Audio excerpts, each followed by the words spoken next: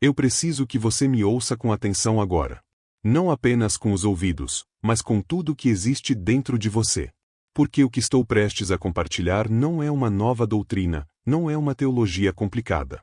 É algo tão próximo, tão simples, tão presente na sua vida cotidiana que a maioria das pessoas passou por isso sem nunca perceber. E justamente por não perceberem, estão sofrendo. Estão exaustas. Estão presas. Estão orando, jejuando, crendo com todas as forças. E mesmo assim a bênção não vem. A paz desapareceu. A alegria secou. E elas simplesmente não conseguem entender por quê. Deixa eu te contar algo. Eu caminhei com Deus por muitos e muitos anos. Já orei sobre nações. Já vi doentes serem curados e corações destruídos serem restaurados. E em todo esse tempo, uma das lições mais profundas que o Espírito Santo já me ensinou não aconteceu dentro de uma catedral. Não aconteceu atrás de um púlpito. Aconteceu num quarto. No silêncio. Na quietude. No canto mais privado de uma casa. Porque o nosso Deus não é apenas o Deus do templo. Ele é o Deus da sua cozinha, do seu corredor, da sua sala de estar. E sim, amado, Ele é o Deus do seu quarto. Eu preciso te fazer uma pergunta. E eu quero que você seja completamente honesto consigo mesmo enquanto eu faço isso. Quando foi a última vez que você olhou para a sua cama? Não apenas como um lugar para dormir, mas como um território espiritual. Quando foi a última vez que você tratou aquele espaço como chão sagrado? Porque eu te digo hoje, a cama não é apenas o lugar onde o corpo deita. Oh não! A cama é onde a alma respira. É onde o espírito se torna vulnerável. É onde Deus se aproxima nas vigílias da noite e sussurra para o seu povo. É onde visões são dadas, onde curas fluem, onde direção vem, onde o céu toca a terra no silêncio do sono. E é exatamente por isso que o inimigo tem como alvo esse lugar. O diabo não é tolo. Ele estudou a palavra por mais tempo do que qualquer um de nós. Ele sabe o que a Escritura declara, que Deus concede o sono ao seu amado. Ele sabe que o descanso não é um momento passivo. É um portal sagrado. E se ele conseguir contaminar esse portal, se ele conseguir poluir a atmosfera do lugar onde Deus quer te encontrar, então ele não precisa atacar a sua frequência na igreja. Ele não precisa desafiar a sua confissão de fé. Ele simplesmente precisa que você fique descuidado. Que você fique casual. Que você trate como comum aquilo que é sagrado. E amado, eu estou com medo. Estou com um medo amoroso e urgente de que muitos dos preciosos filhos de Deus fizeram exatamente isso. Permitiram que coisas chegassem às suas camas que não têm nenhum direito de estar lá. Carregaram o resíduo do mundo para o lugar do encontro divino. Colocaram objetos, roupas, aparelhos, símbolos de esforço e peso mundano na mesma superfície onde o Espírito Santo queria vir e restaurá-los. E então se perguntam por que acordam mais exaustos do que quando fecharam os olhos. Se perguntam por que os sonhos são sombrios. Se perguntam por que a atmosfera da casa parece tão pesada, tão opressiva, tão espiritualmente fria. Hoje eu não estou aqui para te condenar. Estou aqui para te despertar. Porque você está a um ato de obediência de uma virada. Você está a uma decisão de uma atmosfera mais limpa, um espírito mais claro, um céu mais aberto sobre a sua casa. Mas primeiro você precisa ver. Você precisa entender.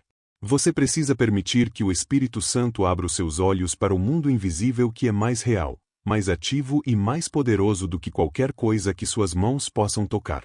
Então eu te convido. Chegue mais perto. Abra seu coração. Deixa o Espírito falar. Porque hoje Deus vai te mostrar algo que tem estado na sua cama. Algo que parece inofensivo. Algo sobre o qual você nunca orou, nunca pensou duas vezes. E Ele vai te mostrar como isso tem silenciosamente, constantemente bloqueado as mesmas bênçãos que Ele já liberou sobre a sua vida. Fecha os olhos por um momento e pensa na última vez que você verdadeiramente descansou. Não apenas dormiu. Não apenas fechou os olhos por exaustão e os abriu de novo quando o alarme gritou. Quero dizer aquele descanso real, profundo, restaurador. O tipo de descanso onde você acorda sentindo que algo foi depositado dentro de você. O tipo onde sua mente estava clara, seu espírito estava leve, e você sentia como se Deus mesmo tivesse estado no quarto com você durante toda a noite. Consegue se lembrar dessa sensação? Alguns de vocês estão acenando agora porque sabem exatamente do que estou falando. E outros, e eu digo isso com grande ternura, outros não conseguem se lembrar da última vez que sentiram isso. E isso parte o meu coração. Porque esse tipo de descanso, esse descanso profundo que restaura a alma e renova o espírito, nunca foi para ser um luxo raro. Foi para ser o seu normal. Fomos ensinados tanto sobre oração, sobre jejum, sobre adoração, sobre a imposição de mãos.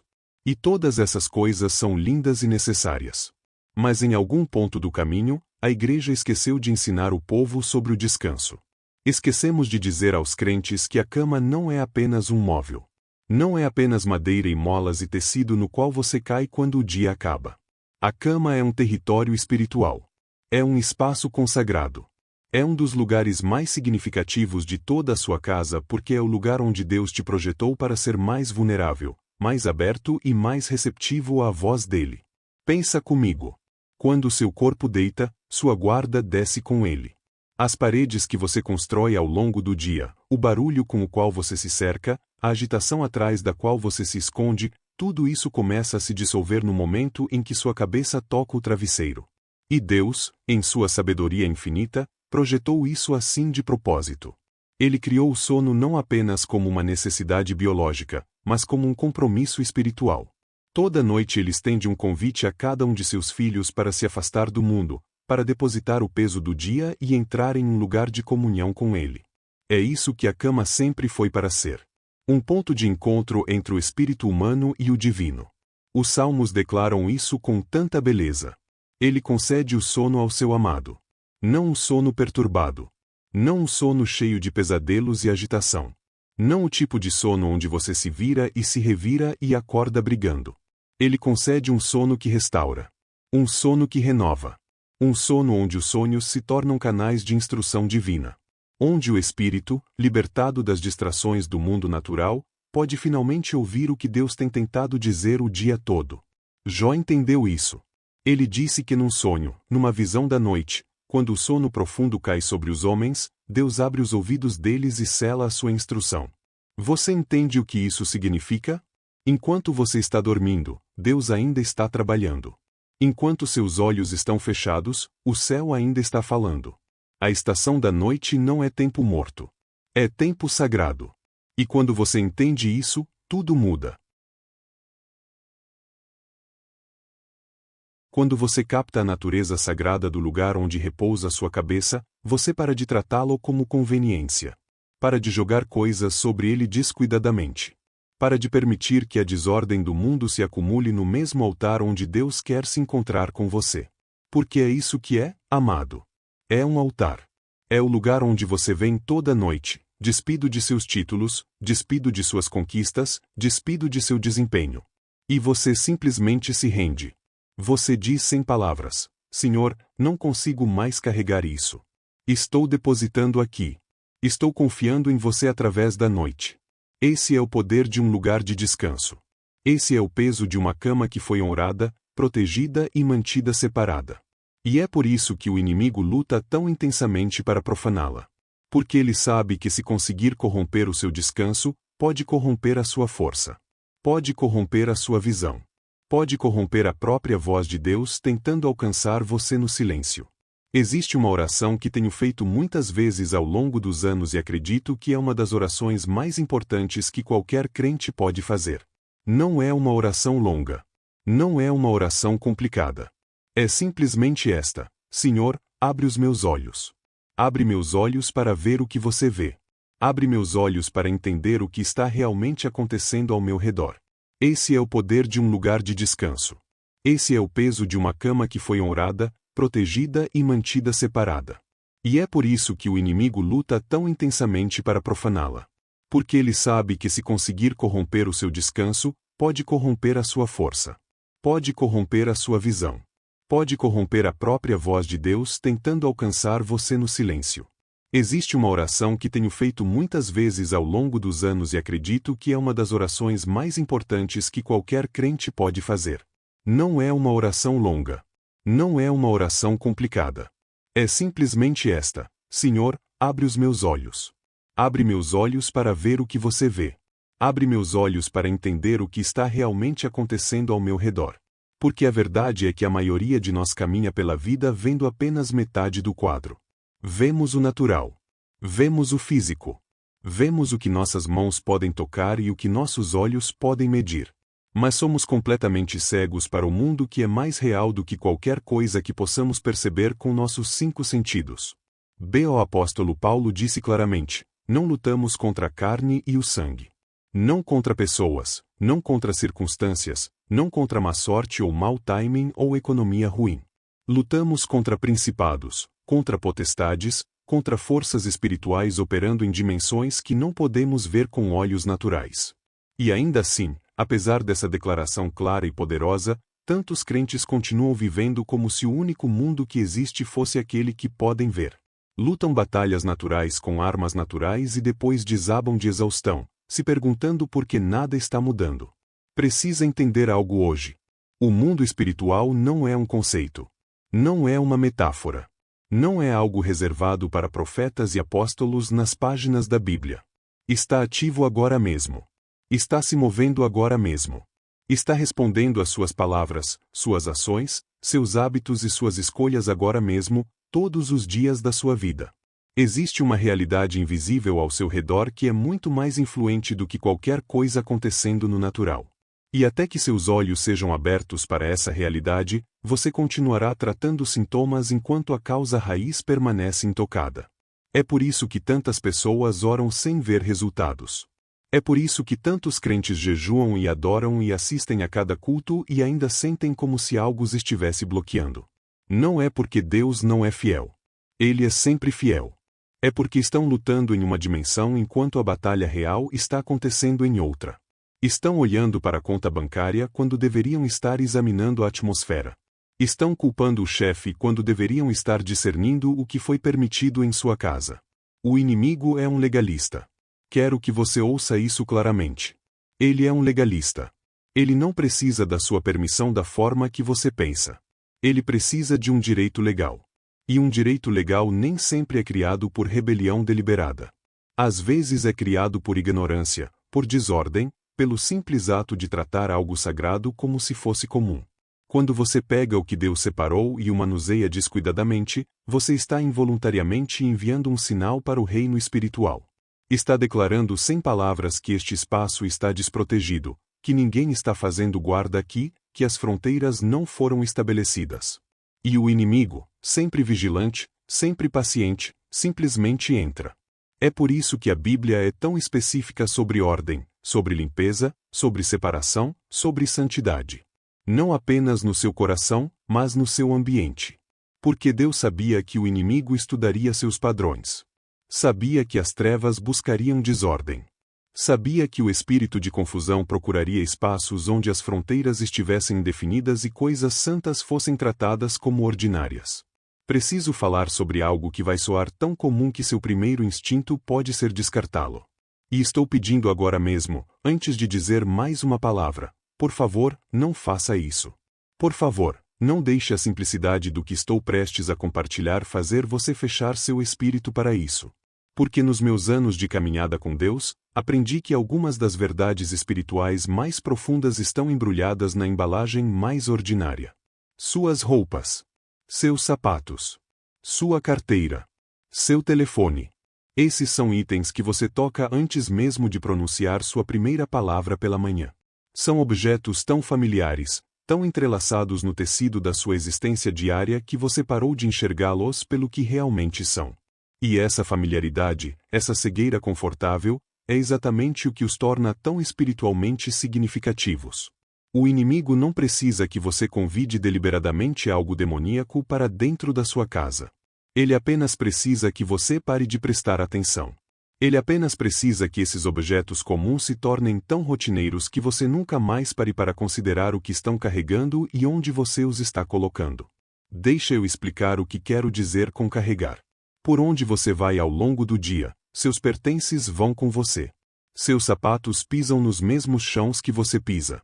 Suas roupas absorvem as mesmas atmosferas pelas quais você passa. Sua carteira fica em ambientes repletos da energia de transação, de esforço, de ansiedade financeira e troca mundana. Seu telefone conecta você a centenas de vozes, centenas de imagens, centenas de atmosferas espirituais em uma única hora.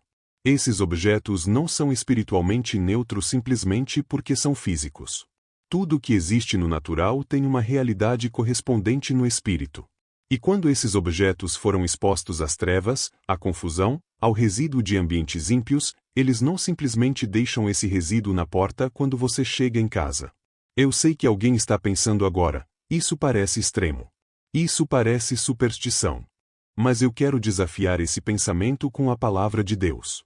No livro de Atos, lemos que lenços e aventais que simplesmente tocaram o corpo de Paulo foram levados aos doentes e os doentes foram curados. Objetos carregavam a unção. Objetos carregavam o poder de Deus. Se objetos podem carregar o santo, então pelo mesmo princípio espiritual, objetos também podem carregar o impuro. Isso não é superstição. Isso é escritura. Então quando você chega em casa depois de um dia caminhando por ambientes espiritualmente poluídos e joga seus sapatos sobre a sua cama, você não está apenas colocando borracha e couro sobre algodão. Você está transferindo resíduo espiritual para chão sagrado. Quando você joga suas roupas sobre seu travesseiro sem lavá-las, você está cobrindo com a atmosfera de cada lugar que visitou naquele dia a mesma superfície onde seu espírito deveria ser restaurado. Quando sua carteira repousa sobre sua cama, você está trazendo o peso do esforço financeiro, da pressão mundana, da influência de Mamon para o lugar onde Deus pretendia que você experimentasse paz e provisão apenas pela confiança. Quando seu telefone carrega sob o travesseiro, você está dormindo ao lado de um portal conectado a tudo que o reino das trevas usa para distrair, profanar e destruir. Nenhuma dessas coisas se anuncia em voz alta. Esse é o ponto. São comuns. São silenciosas.